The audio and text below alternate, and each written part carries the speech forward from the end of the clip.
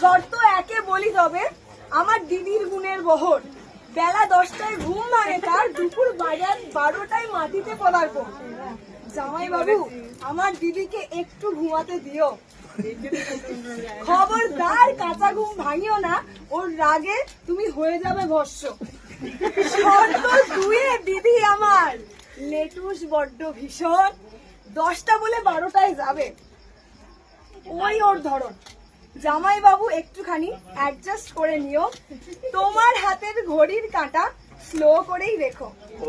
এমন অনেক টিপস তোমায় শিখিয়ে দিতে পারি, তবে তার আগে কিন্তু আমার একটা এমন অনেক টিপস তোমায় শিখিয়ে দিতে চাই, তবে আগে কিন্তু আমার একটা